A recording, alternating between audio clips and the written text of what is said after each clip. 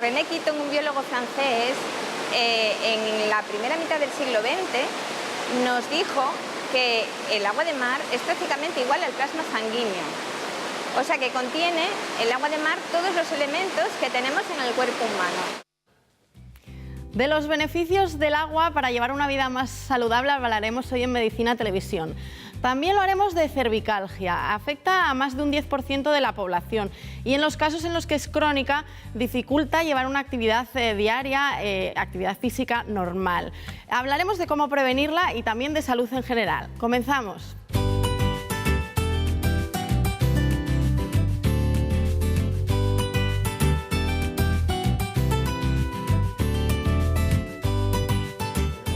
O por una cuestión o genética o adquirida, y adquirida por el paso de los años, por malas posiciones en el trabajo, por ejemplo, y cosas así.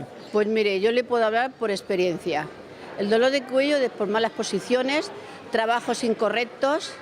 Yo soy peluquera, si yo hubiese puesto un sillón hidráulico desde que empecé, que llevo 50 años, no tendría los problemas que tengo de cervicales. Si las posturas cuando nos sentamos las tuviéramos correctamente, pues tampoco tendríamos el exceso de trabajo, el estrés, la presión.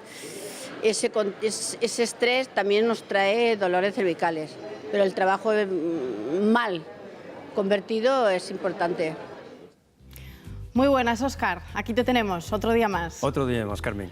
Bueno, hablamos de cervicalgia. ¿Qué es exactamente? Porque hay dolor lumbar, dorsalgia. ¿Qué es la cervicalgia? Bueno, cervicalgia es el dolor de la parte de la columna vertebral que está más arriba, lo que justo está entre la parte del tórax y la cabeza.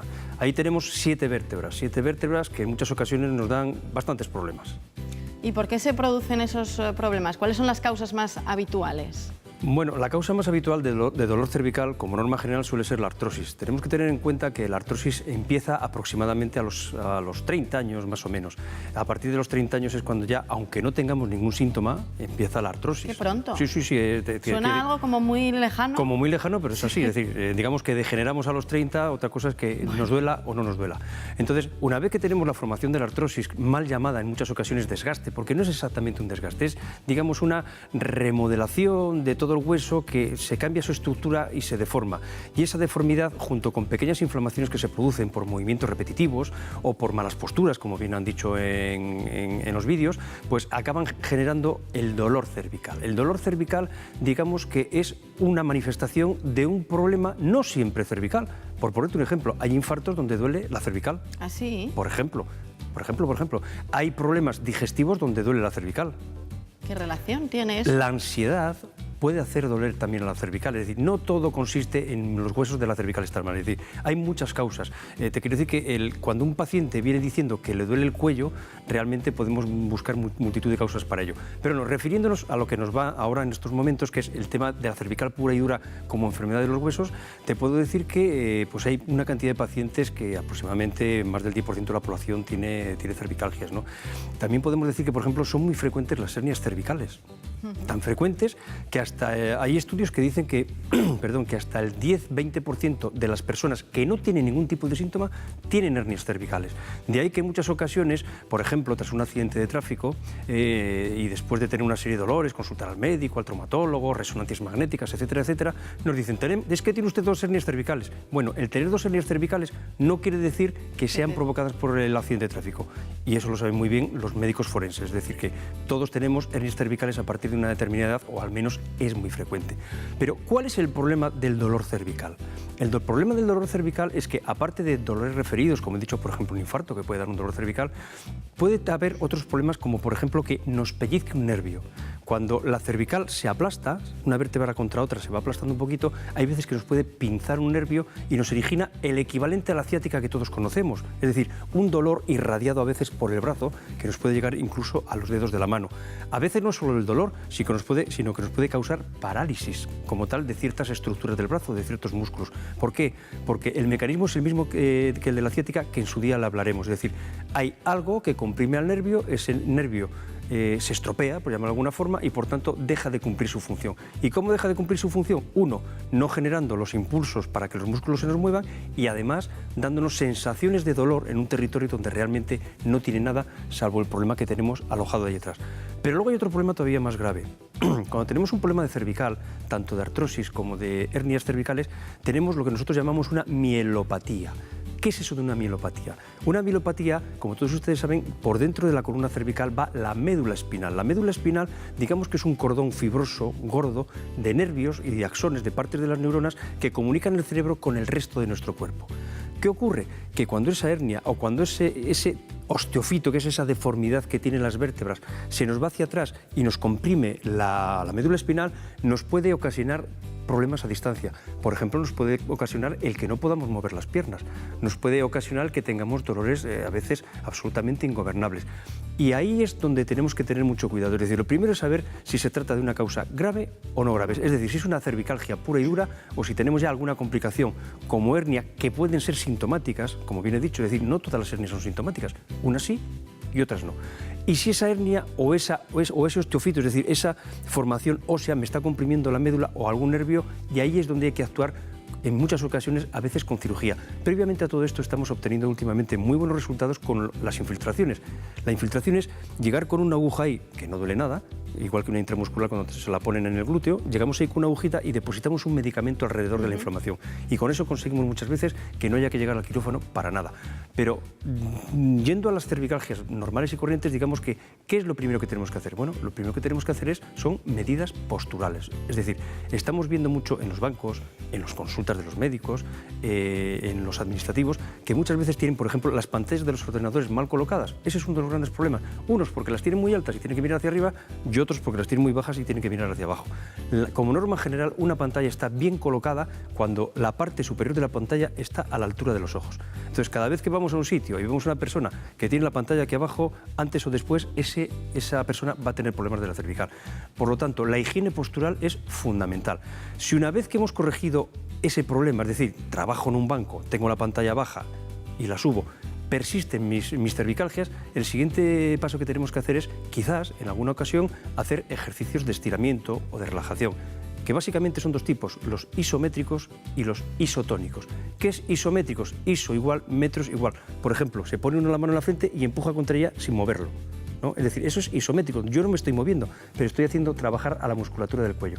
Un ejercicio isotónico sería aquel en que yo me pongo la mano y la voy moviendo, es decir, estoy haciendo una fuerza y a la vez estoy moviendo la cabeza. Eso es un ejercicio isotónico. Mi músculo siempre tiene la misma tensión, por eso es iso igual, tónico, tensión. Óscar, como yo sé que esto de los dolores de espalda en general y cervicalgia en particular es algo que le sucede a mucha gente, vamos a ver las preguntas de la calle, a ver, porque seguramente antes de entrar en el tratamiento nos interesa saber qué dudas frecuentes tiene la gente sobre este asunto. Vamos allá.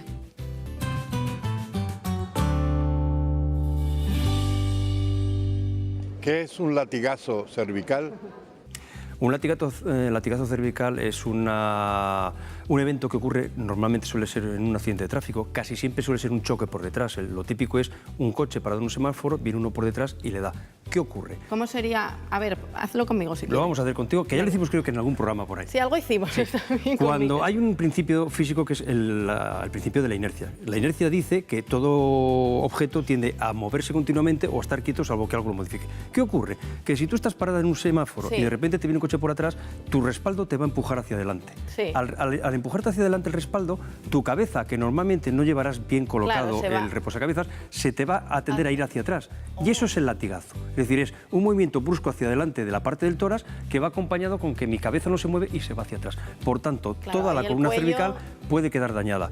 Habitualmente, si llevásemos bien colocados los reposacabezas, eso no debería ocurrir o debería ocurrir mínimamente.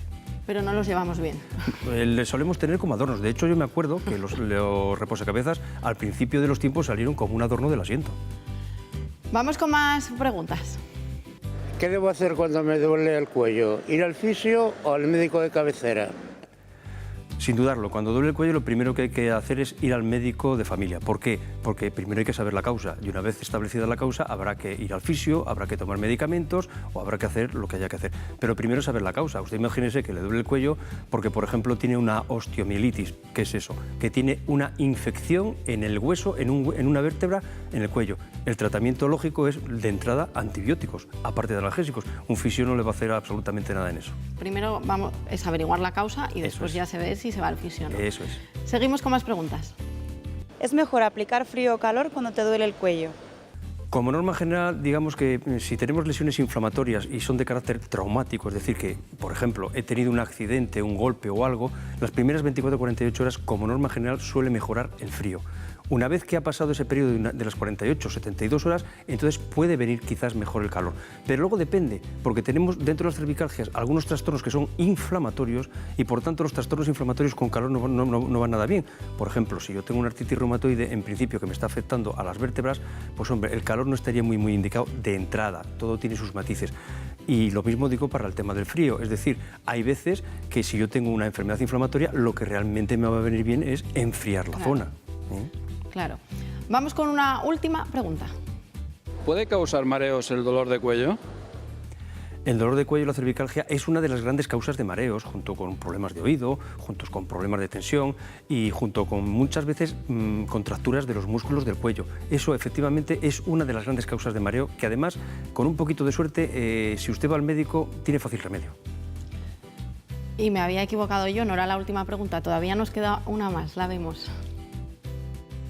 ¿Debería de hacer ejercicios todos los días para estirar el cuello? Deberíamos hacer tantas cosas que al final es complicado, ¿no? Porque si nos dedicamos a estirar el cuello, a estirar la lumbar, las piernas, las rodillas, etcétera, y hacer meditación, etcétera, etcétera, pues al final no vamos a hacer nada. Es decir, yo creo que es aplicar el sentido común. Es decir, si yo tengo una serie o un trabajo o una serie de problemas que me están forzando mi cuello, lo que tengo que hacer es intentar solventarlo. Como bien he dicho antes, si yo trabajo en un banco, en una oficina, lo primero que tengo que hacer es colocar bien la pantalla. Si yo tengo que hacer movimientos repetitivos, a veces que hay gente que permanentemente está girando el cuello hacia un lado por algún motivo, seguro que si cambiamos el mobiliario algo podremos hacer para no tener que repetir tanto eso. Por tanto, efectivamente los estiramientos de cuello son buenos, pero quizás debiéramos empezar por nuestra vida ordinaria, nuestra vida cotidiana, hacerlo un poquito más fácil para los movimientos del cuello. Y ahora que mencionábamos lo de los estiramientos de cuello, sé que en algún otro programa lo mencionamos, pero vamos a intentar tratarlo en profundidad. Vamos a ver cómo se hacen.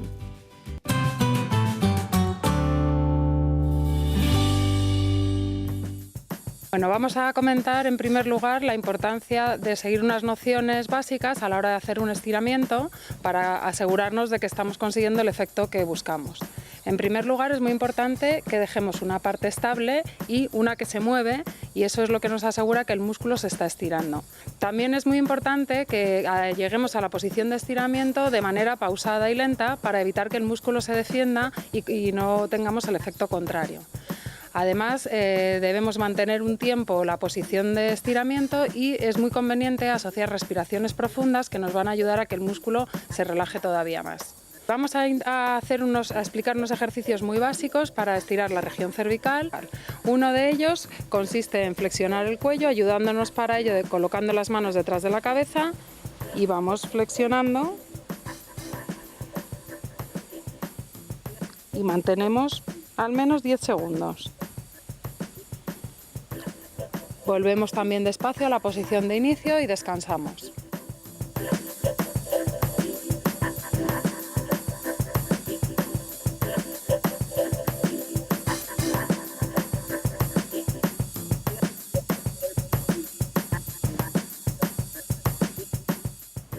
El siguiente ejercicio sería para estirar la parte lateral.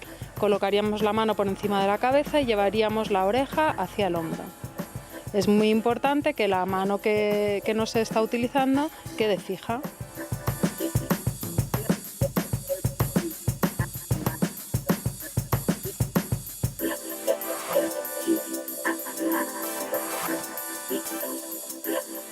De la misma manera, pero para estirar más músculos de la región anterior del cuello, bajamos, pero en este caso miramos un poquito hacia el techo.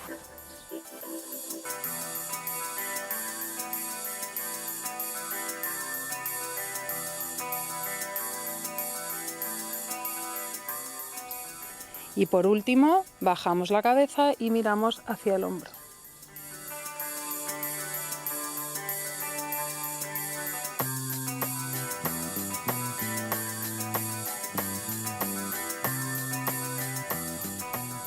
Practicando toda la secuencia, nos aseguramos de haber elongado toda la musculatura de todo el cuello. Óscar, tengo la sensación de que esos ejercicios son muy comunes cuando se hace deporte, pero los que no hacemos deporte habitualmente no movemos mucho el cuello más que... Suele pasar, Carmen, cuando realmente no tenemos un problema en una articulación, en el cuello en este caso, pues realmente no le hacemos ni el más mínimo caso y valga la redundancia, ¿no? Efectivamente, los estiramientos de cuello, como los estiramientos de todos los grupos musculares, son convenientes hacerlos. Pero yo insisto un poquito que es mejor mantener nuestra vida normal y corriente organizada para que no tengamos que forzar el cuello. ¿Y cómo tratamos la cervicalgia cuando sabemos que la hay? Una vez que sabemos que tenemos una cervicalgia, digamos que hay varios tratamientos. Lo primero, desde luego, pueden ser ejercicios de relajación. Tenemos varias técnicas para ello, ¿no? Es decir, uno de ellos puede ser esto. También tenemos lo que son actividades de fisioterapia, microonda, onda corta, ultrasonidos, que son técnicas que se aplican y que en muchas ocasiones van bien y en otras ocasiones no van bien. También tenemos, lógicamente, los tratamientos farmacológicos, como bien hemos dicho. De inicio siempre empezamos con el famoso paracetamol, que es, digamos, el analgésico universal por excelencia hoy en día, ¿no? Es decir, es un medicamento que nos aporta muchos beneficios y muy pocos perjuicios. Entonces, el paracetamol es una medicación que podemos tomarla incluso a veces con cierta alegría dentro de unos límites, ¿no? ¿Por qué? Porque nos alivia muchas cosas. A veces tomar un paracetamol al inicio de una cervicalgia evita el tener que tomar no sé cuántas pastillas durante las próximas semanas o incluso meses. Entonces, el paracetamol es una cosa de entrada. También tenemos que tener en cuenta que casi siempre, aunque no siempre, como norma general, la cervicalgia va acompañada de contractura de los músculos que nosotros llamamos paravertebrales, es decir, que están a los lados de la columna cervical. Esas contracturas, en ocasiones, podemos aliviarlas con masajes. El fisioterapeuta tiene un índice de buen hacer en estos temas maravilloso, pero también podemos acompañarlo con medicamentos relajantes, miomúsculos relajantes de los músculos, que son medicamentos emparentados con el tratamiento de la ansiedad, muchos de ellos. Es decir, de hecho hay ciertos medicamentos cuyos nombres lógicamente no vamos a decir por temas comerciales, que se utilizan a veces para relajar los músculos y a veces se utilizan para disminuir los niveles de ansiedad, porque tienen ese efecto, ¿no? Una vez que tenemos ese tipo de medicamentos, tenemos otros, que son los antiinflamatorios, que en algunas ocasiones los médicos les estamos dando de entrada cuando realmente debiéramos empezar por el paracetamol, sencillamente porque el paracetamol es menos potente, cierto es, pero es mucho menos agresivo, con lo cual tenemos que evaluar en muchas ocasiones si merece la pena someter al paciente a un riesgo de un problema, por ejemplo, digestivo, cuando tenemos otro medicamento que quizás nos va a solucionar el tema igual. Sí que es verdad que a veces los pacientes nos presionan y quieren tratamientos rápidos y muy eficaces, y a veces los médicos nos dejamos llevar por ello, ¿no? Por tanto, otra recomendación, no presione a su médico, déjale que haga las cosas con tranquilidad, porque al final es en su beneficio. Una vez que hemos dicho lo de los analgésicos, los antiinflamatorios, los relajantes musculares, tenemos otra serie de medicamentos que se pueden utilizar, medicamentos a veces emparentados, por ejemplo, con el tema de las convulsiones epilépticas. Algunos medicamentos ahí a veces nos dan buenos resultados. A veces tenemos los famosos corticoides, que son muy controvertidos entre usarles y no usarles. Y luego, desde luego, tenemos las técnicas de infiltración que, como bien hemos dicho antes, dependiendo de qué tipo de cervicalgia tengamos, se pueden hacer. Pero eso ya son técnicas que se están utilizando en la unidad del dolor por parte de los anestesistas, básicamente. Muy bien, Óscar. Nos toca irnos con el resumen, ¿te parece? Bueno, pues resumamos como todos los días, ¿no? Porque esto es muy importante. Tenemos que tener en cuenta que no toda la artrosis que nos va a decir nuestro médico en una radiografía es causa de una cervicalgia, porque es mucho más frecuente la artrosis que la cervicalgia. La mayoría de los pacientes tratados pueden mejorar, como norma general, en 2 o 3 semanas. Casi todo el mundo en 2 o 3 semanas está bastante bien o perfectamente bien. Tengan en cuenta que los reposacabezas de los automóviles, por favor, regúlenles ustedes adecuadamente. Todos los coches tienen su manual donde dicen cómo hay que ponerlos. Como norma general hay que mantenerles a 1 o 2 centímetros del occipucio y aproximadamente a 1 o 2 centímetros de distancia, es decir, que nos roce casi el pelo. Y luego, el tratamiento, desde luego, cuando hay una cervicalgia, debe incluir la modificación de la postura, sobre todo al dormir, y ejercicios en casa. Hay veces que tenemos cervicalgias porque tenemos almohadas muy bajas y hay veces que tenemos cervicalgias porque no hacemos las cosas como es debido. Tenemos que tener en cuenta que si a pesar de los tratamientos básicos persiste el dolor, puede ser necesario que el fisioterapeuta o el médico rehabilitador intervenga. Una cosa muy importante, el collarín cervical generalmente no debe ser utilizado más de 3 horas al día. El collarín cervical, si se utiliza demasiado, puede debilitar los músculos y aumentar todavía más la cervicalgia. Y desde luego, la cirugía no se recomienda como norma general en ausencia de síntomas, como hemos dicho antes, de mielopatía, es decir, de problemas de la médula espinal o de neuropatía, es decir, de problemas de los nervios que van a dar a los brazos. Gracias, Óscar. Lo comentábamos al principio, vamos a hablar también de bienestar y salud. Hoy en concreto vamos a ver qué beneficios tiene la talasoterapia.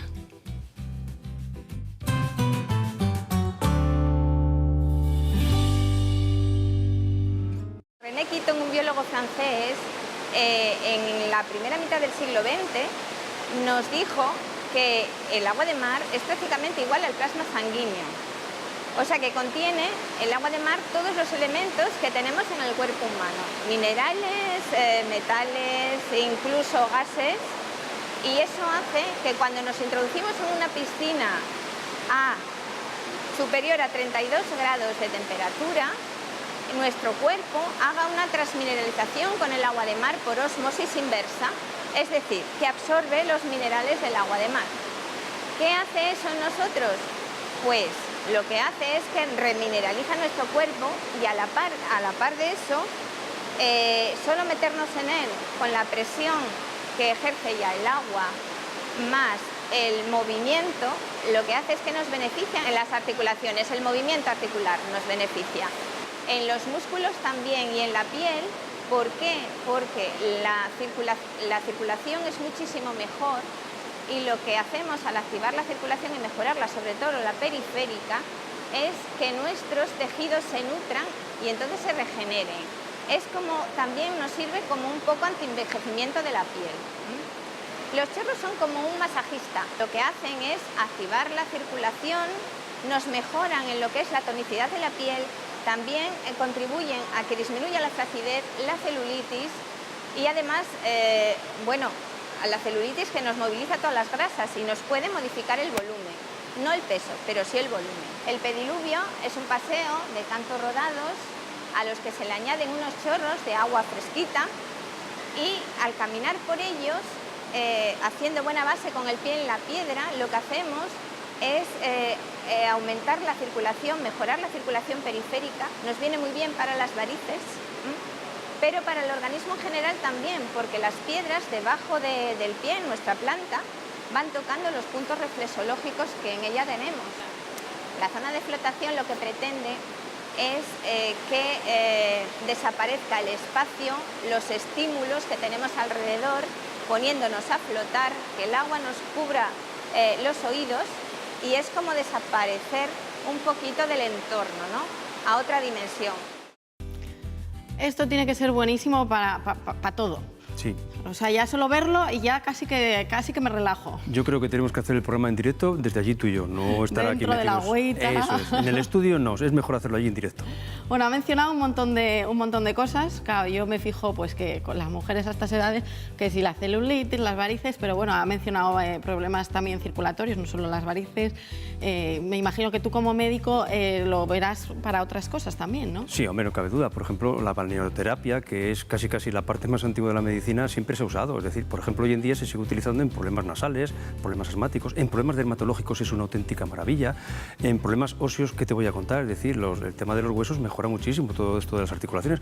Tan es así que fíjate que hoy en día disponemos de pacientes que cuando cambian de sitio, se van de vacaciones, se van a los balnearios, realmente el tema psicológico es tan importante a veces como la propia enfermedad. Es decir, a veces el problema no es mi dolor, sino cómo siento yo mi dolor. Y sí que está claro que los balnearios ejercen una acción relajante que es manifiestamente beneficiosa en todas las enfermedades, cualquiera que sea el tipo. Es decir, yo tengo pacientes muchas veces en la consulta, Carmen, que en el momento que se van de vacaciones a un balneario, al norte, al sur, al este, al oeste, en cualquier punto de la geografía de España, desde luego vuelven diciéndome, oye, Óscar, no he tomado pastillas, no he tomado ni una pastilla desde que he estado en el balneario. Y cuando vuelvo aquí, ya vuelvo otra vez de nuevo a tomar pastillas. ¿Por qué?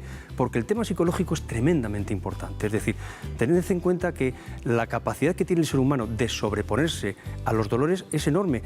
Un día hablaremos un poquitín de las sustancias cerebrales, una cosa que se llama sustancia P, las endorfinas, etcétera, etcétera, que son a veces son sustancias mucho más potentes, del orden de 100 veces más potente que la morfina. Por ejemplo, se dice que el ejercicio genera adicción. ¿Por qué? Porque aumentan las endorfinas. Digamos que son unos neurotransmisores que dan la sensación de placidez. Esa sensación de placidez a veces nos puede inhibir dolores. Y cuando uno está en un entorno, como puede ser el de un balneario, que es una auténtica delicia, todos los dolores y todos los problemas que tengamos, desde luego, mejoran una barbaridad. Todo eso que mencionaste de las endorfinas y todo eso lo hablaremos seguro, porque creo que es un tema muy interesante que lo acabas de y muy bonito, es un tema precioso. Estamos estamos en verano, hace calor y vamos a ver un vídeo ahora sobre insolación y mareos por calor.